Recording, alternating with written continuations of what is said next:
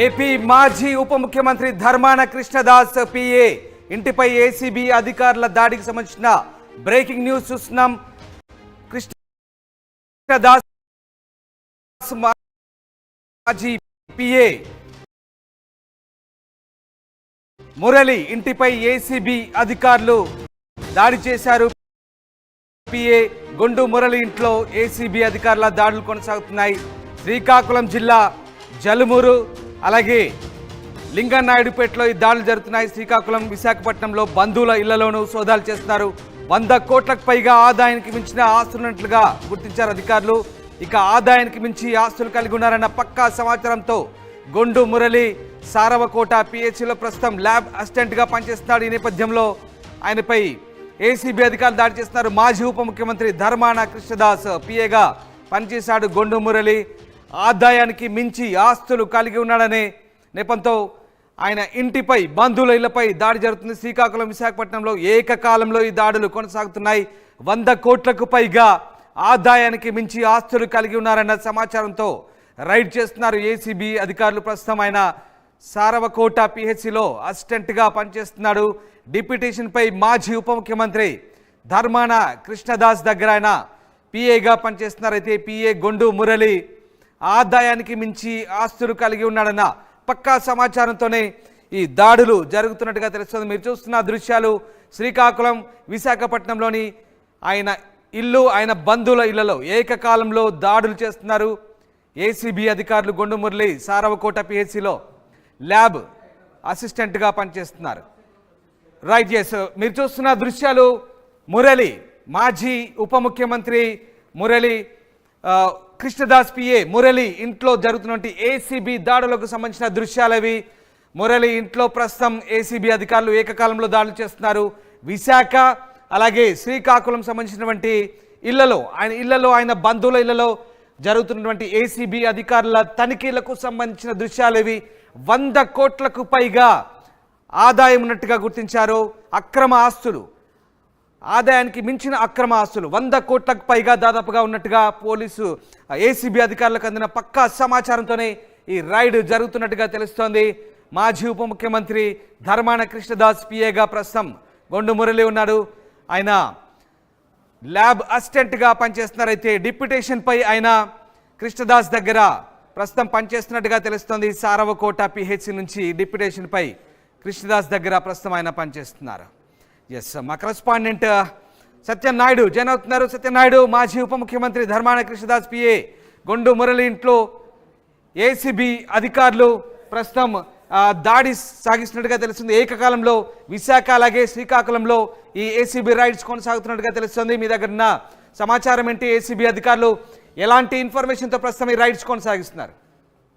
రామదాస్ మాజీ ఉప ముఖ్యమంత్రి ధర్మాన కృష్ణదాస్ వద్ద గత 3 ఏళ్లు పిఏగా వ్యవహరించిన గొండు మురళి మాత్రం ఆయన స్వగ్రామం సంతబం ఏదైతే జల్మూరు మండలం సంబంధించిన ఆయన ఏదైతే సారవకోట పిహెచ్సిలో ఆఫ్టర్ ఒక చిన్న ల్యాబ్ టెక్నీషియన్గా పనిచేస్తున్న మురళిని మాత్రం డిప్యూటీ సీఎం దగ్గర పిఏగా నియమించడం జరిగింది. 3 ఏళ్ల పాటు ఆయన విధులు నిర్వహిస్తున్న క్రమంలో అక్రమ ఆస్తులు దండిగా కూడబెట్టారని వచ్చినటువంటి ఫిర్యాదు మేరకు ఈ రోజు తెల్లవారుజామున 3 గంటల నుండి 5 బృందాలు ధర్మాన కృష్ణదాస్ పిఏ గొండు మురళి ఇంట్లో ఏసీబీ అధికారులు ప్రస్తుతం దాడి సాగిస్తున్నట్టుగా తెలుస్తుంది. ఏకకాలంలో విశాఖ అలాగే శ్రీకాకుళంలో ఈ ఏసీబీ రైడ్స్ కొనసాగుతున్నట్టుగా తెలుస్తుంది. మీ దగ్గర ఉన్న సమాచారం ఏంటి? ఏసీబీ అధికారులు ఎలాంటి ఇన్ఫర్మేషన్తో ప్రస్తుతం ఈ రైడ్స్ కొనసాగిస్తున్నారు?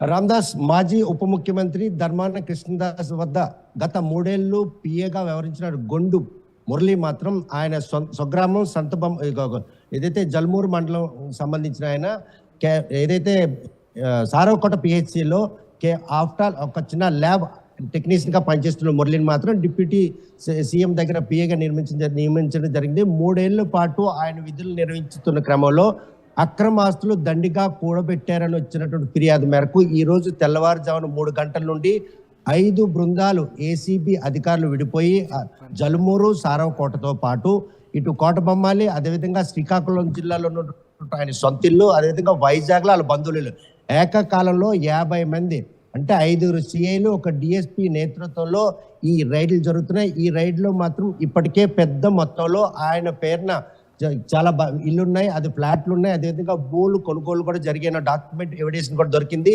ఏకకాలంలో జరుగుతున్నటువంటి ఈ సోదాల నేపథ్యంలో ప్రస్తుతం మనం ఆయన నివాసం ఇంటి దగ్గర ఉన్నాం. ఈ ఇంటి వద్ద ఆయన నివసిస్తున్నారు. శ్రీకాకుళం అంటే కలెక్టరేట్ బంగ్లా సమీపంలో ఉన్నటువంటి సొంత ఇల్లు ఇది. ఈ ఇంటిని మాత్రం ప్రస్తుతానికి అద్దెకి ఇవ్వడం జరిగింది. అద్దెకి ఇచ్చిన క్రమంలో ఒక ఆయన ఇక్కడ ఉన్నారు. ప్రస్తుతం ఏసీబీ అధికారులు మాత్రం ఈ సోదాలు తెల్లవారుజామున నిర్వహిస్తున్నారు. ఈ సోదాలు నిర్వహించిన విషయంలో మాత్రం ఏకకాలంలో 5 అంటే ఒక డిఎస్పీ బివిఎస్ మూర్తి నేతృత్వంలో భాస్కర్ సిఐ జల్మూరు, అదేవిధంగా రమణ సిఐ చూస్తే కనుక సారవకోట, మహేష్ సిఐ శ్రీకాకుళం, అదేవిధంగా శ్రీనివాస్ కూడాను ఈ దీంట్లో పాల్గొను. సుప్రియ వైజాగ్ లో ఏ బృందం అయితే నేతృత్వం వస్తున్నారో సిఏ నేతృత్వంలో ఈ ఏసీబీ తనిఖీలు జరుగుతున్నాయి. ఇది మాత్రం ఆదాయానికి మించిన ఆస్తులు దండిగా కూడబెట్టారని వచ్చిన పక్కా సమాచారంతోనే ఈ రైడింగ్ మాత్రం జరుగుతుంది. ప్రస్తుతం బంధువుల ఇళ్లతో పాటు మురళి ఎక్కడైతే విధులు నిర్వహిస్తున్నారో సారవకోట పిహెచ్సిలో కూడాను ఈ రైడ్లు కొనసాగుతున్నాయి. ఏదైతే ఆయన నివాసం ఉన్న దంత గ్రామంలో తనతో పాటు తన బంధువుల ఇళ్లలో అదే రక్త సంబంధికుల ఇళ్లలో కూడాను ఈ ఏసీబీ దాడులు కొనసాగుతున్నాయి. తెల్లవారుజాము నుండి జరుగుతున్నటువంటి ఈ దాడుల్లో మాత్రం ఇప్పటికే పెద్ద మొత్తంలో ఆదాయం మించిన ఆస్తులు ఉన్నట్టు వారి వద్ద నుండి నగదు రూపాయనే కావచ్చు, బంగారు ఆభరణాల రూపాయనే కావచ్చు, లేకపోతే ఏదైతే భవనాలకు సంబంధించిన డాక్యుమెంట్లు ఇవన్నీ కూడాను సేకరించినటువంటి ఏసీబీ అధికారులు ఇంకా దాడులు కొనసాగుతున్నాయి. ఎటువంటి ఫిగర్ను కూడా బయటికి చెప్పే పరిస్థితి, ఎందుకంటే ఇది బిగ్ హ్యాండ్గా వాళ్ళు పరిణామాలు తీసుకున్నారు. ఒక మాజీ ఉప ముఖ్యమంత్రి వద్ద ఒక పిహెచ్సిలో పనిచేస్తున్నటువంటి సాధారణ ఒక ల్యాబ్ టెక్నీషియన్ ఇంత ఆస్తులు ఎలా వచ్చాయి, వారికి తాతల తండ్రులను దక్కలేని ఆస్తులా, లేకపోతే తన సోదరుడు దుబాయ్లో ఆయిల్ రిఫైనింగ్లో పనిచేస్తున్నారో ఆయనకి కూడా పెద్ద మొత్తంలో శాలరీ వస్తుంది, దానికి సంబంధించిన ఆస్తులు ఏమైనా ఈ నెగోషియేట్ చేస్తున్నారా, లేకపోతే ఈ 3 సంవత్సరాల్లో ఉప ముఖ్యమంత్రి వద్ద ఉండి ఈ ఆస్తులను కూడగట్టారా అన్నటువంటి విషయంలో మాత్రం లోతుగా అంటే తనిఖీల్లో బయటపడిన ప్రతిదాన్ని కూడా లోతుగా ఏసీబీ అధికారులు సోదా చేస్తున్నారు. మొత్తం 5 బృందాలుగా తెల్లవారుజాము నుండి విశాఖపట్నం, శ్రీకాకుళంతో పాటు కోటబొమ్మల్లి, సారవకోట, అదేవిధంగా ఆయన సొంత గ్రామం దంత, ఈ 5 చోట్ల కూడా ఏకకాలంలో జరుగుతున్నటువంటి ఈ సోదాల్లో మాత్రం దానిలో ఆస్తులకు సంబంధించిన డాక్యుమెంట్లతో పాటు ఆభరణాలు, వారికి సంబంధించినట్టు రక్త సంబంధికుల బంధువుల ఇళ్లలో కూడాను ఈరోజు సోదాలు కొనసాగుతున్నాయి. ఇప్పటి వరకు కూడాను బయటికి రాకపోయినా కూడా వాళ్ళది సంపన్నమైన కుటుంబం కాబట్టి వాళ్ళకు ఉన్నట్టు భూములు మాత్రం లెక్కలేని ఉన్నాయి. అదేవిధంగా ఫ్లాట్ల రూపంలో కూడా చాలా ఇళ్లను కొనుగోలు చేశారన్నట్టు విషయం కూడాను బయటకు వచ్చింది. ఎందుకంటే వైజాగ్లో ఫ్లాట్లు ఉన్నాయి, శ్రీకాకుళంలో ప్రస్తుతం మనం ఉన్నటువంటి 2 ఇళ్ళు అవి అద్దెకిచ్చున్నారు. ఇక్కడే మురళి పిఏగా ఉన్నప్పుడు కూడా ఉంటుండే, కాకపోతే గ్రామంలో ఉండడంతో పాటు పిహెచ్సి నుండి డిప్యూటీ నాయుడు అంటే ఆస్తులకు సంబంధించి ఇప్పటి వరకు ఎన్ని ఆస్తులు బయటపడ్డట్టుగా అధికారులు చెప్తున్నారు, ఏమైనా ఇన్ఫర్మేషన్ బయటికి లీక్ అయిందా? అలాగే ఒకవేళ పిఏ మురళి గతంలో డిప్యూటీ సీఎంగా పనిచేసిన కృష్ణదాస్కు సంబంధించి ఏదైనా బినామీగా ఉన్నట్టుగా ఏమైనా ఆరోపణలు ఏమైనా వస్తున్నాయా? దీనికి సంబంధించి అధికారులు ఏమైనా సమాచారం ఇస్తున్నారా? ఆదాయానికి మించిన ఆస్తులు మురళి కూడబెట్టారని వచ్చిన ఫిర్యాదులో మాత్రం మాజీ ఉప ముఖ్యమంత్రి ధర్మాన కృష్ణదాస్ కి ఈయన బినామీగా వ్యవహరించాడని ఆరోపణలు వెల్లువెత్తడంతోనే ఏసీబీ అధికారులు ఫిర్యాదు రావడం జరిగింది. ఆ ఫిర్యాదు రావడంతోనే ఏకకాలంగా 6 నెలల పాటు ఎక్సర్సైజ్ నిర్వహించిన తర్వాత ఈ రోజు తెల్లవారు 3 గంటల నుండే మొత్తం బంధువులతో పాటు ఆయనకు సంబంధించిన అన్ని వివరాలు సేకరించే 5 బృందాలు, ఒక్కొక్క బృందంలో 7 నుండి 10 మంది అంటే ఏసీబీ సిబ్బంది ఉన్నారు. ఒక సిఐ నేతృత్వంలో 5 సిఐ నేతృత్వం 5 బృందాలు, అది ఒక డిఎస్పీ దీని అందరినీ లీడ్ చేస్తున్నారు. ఇటువంటి తరుణంలో పక్కా సమాచారంతోనే ఏసీబీ దాడులు కూడా కొనసాగుతున్నాయి. కేవలం రాష్ట్ర ఉప ముఖ్యమంత్రి పనిచేసిన పిఏగా కాకుండా ఒక ల్యాబ్ అసిస్టెంట్గా ఉన్నటువంటి టెక్నీషియన్గా ఉన్నటువంటి మురళికి ఇంత పెద్ద మొత్తంలో ఆస్తులు ఎలా వచ్చాయి, ఏమైనా తాత తండ్రుల నుండి దక్కలైనటువంటి ఆస్తుల, ఈ ఫ్లాట్ల కొనుగోలు విషయంలో ఇటీవల ఈ 3 సంవత్సరాల్లో కొనుగోలున్నటువంటి ఆ ఫ్లాట్ల అన్న విషయంలో కూడా ఇప్పటివరకు దర్యాప్తు కొనసాగుతుంది. అయితే ఇప్పటివరకు సేకరించిన లోతుగా పరిశోధన కాదు, ఎందుకంటే ఒక ఉప ముఖ్యమంత్రి దగ్గర పిఏగా పనిచేసినటువంటి మురళికి ఇన్ని ఆస్తులు ఎలా వచ్చాయి, వారికి ఫోర్ ఫాదర్స్ నుంచి దఖలైనటువంటి ఆస్తులు అవ్వచ్చు, లేకుంటే ఆ సోదరుడు కూడాను ఉన్నత స్థాయి ఉద్యోగంలో ఉన్నాడు, దానికి సంబంధించిన ఆస్తులకి ఏమైనా ఈయన బినామీగా వ్యవహరిస్తున్నారు. 2 కోణాల్లో కూడా అంటే సోదాలు నిర్వహిస్తున్నారు. ఎందుకంటే ఈ తనిఖీల్లో బయటపడినటువంటి డాక్యుమెంటేషన్ కావచ్చు, ఈ ఆభరణాలు కావచ్చు, ఆస్తికి సంబంధించిన వివరాలు కాదు, వీటన్నిటి కూడా ఒక క్లారిటీ ఉంటుంది. ఏదైనా రిజిస్ట్రేషన్ జరిగినప్పుడు ఆ రిజిస్ట్రేషన్ డేట్ 2019 నుండి 22 వరకు ఆయన దగ్గర పిఏగా వ్యవహరించారు. ఏదైతే మంత్రివర్గ విస్తరణ తర్వాత ఉప ముఖ్యమంత్రి ముఖ్యమంత్రి పదవి పోయి ధర్మాన ప్రసాద్ గారు రెవెన్యూ శాఖ మంత్రి ఇచ్చారు. ఈ నేపథ్యంలో ఆయనకు మాత్రం 3 ఏళ్ల పాటు ఆయన దగ్గర పనిచేసినప్పుడు ఇంత పెద్దలో కూడబెట్టారా లేదా డాక్యుమెంటెడ్ ఎవిడెన్స్ ఉంటుంది. ఆ ఎవిడెన్స్ విషయంలో మాత్రం అధికారులు తనిఖీలు నిర్వహిస్తున్నారు. ఏదైతే సోదాల్లో బయటపడినటువంటి మొత్తాన్ని కూడా స్వాధీనం చేసుకున్నారు. మురళిని కూడా అదుపులో తీసుకొని విచారిస్తున్నారు.